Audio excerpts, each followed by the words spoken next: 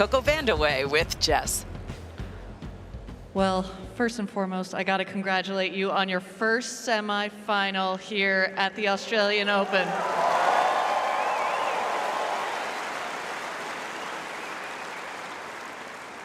What does it feel like to reach this milestone in your career?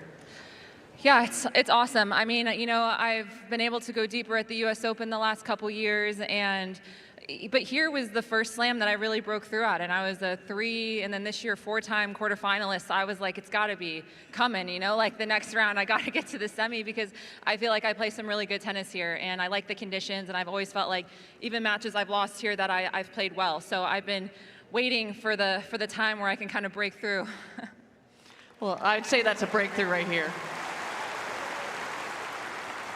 You played so well in that first set, taking the racket out of Amanda's hands, which is no easy feat, that's for sure. What was clicking for you so early in that first set?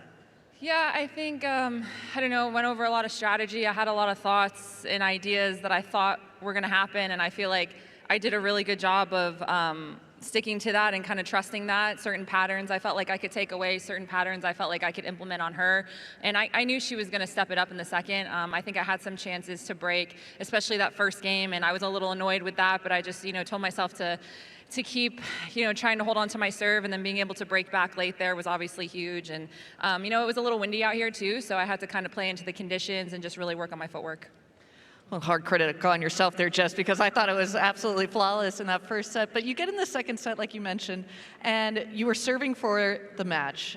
I know there's very few people in the stadium that have probably been in your experience of serving, so maybe give us a little insight of what was going through your head when you got broken and were heading to that tiebreaker. I felt like I was winning a lot of the points. It was just like, I felt like I could win the rallies, and I felt like I could put pressure on her serve. So I just told myself to just gear right back up. You got to win this tiebreak unless you want to go to a third set, and I really didn't want to.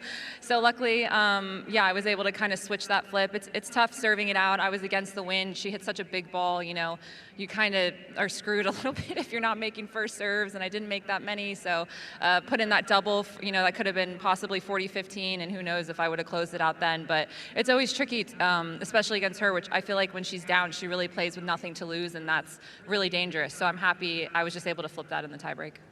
Well, you don't have an easy opponent in your semifinal match. Elena Rybakina, you got to see her advance through before you came out to play. You're 3-3 head-to-head overall. I watched the last one that you played in the year-end championships last year. What is the big difference in Jessica Pegula from 2025 to 2026? Well, considering our season's like 11 months, it was only like 2 months ago, so I'm not sure that much has changed. But no, I was playing really well. I mean, she was playing an unbelievable level in Riyadh, and I thought I played a great match. I was really upset after that one, actually, because I felt like I should have won, but I mean, it was really, really close, but she's just tough to play. She has a massive serve, big groundies, cool as a cucumber. You get nothing out of her, and she's been playing some great tennis, honestly, since the end of last year. But I'm going to do my best to hopefully crack the code on her for the next round, and yeah, we'll see how it goes. Well, we'll see if you can crack the code. But first of all, congratulations to Jess Pegula. You're on to the semifinal.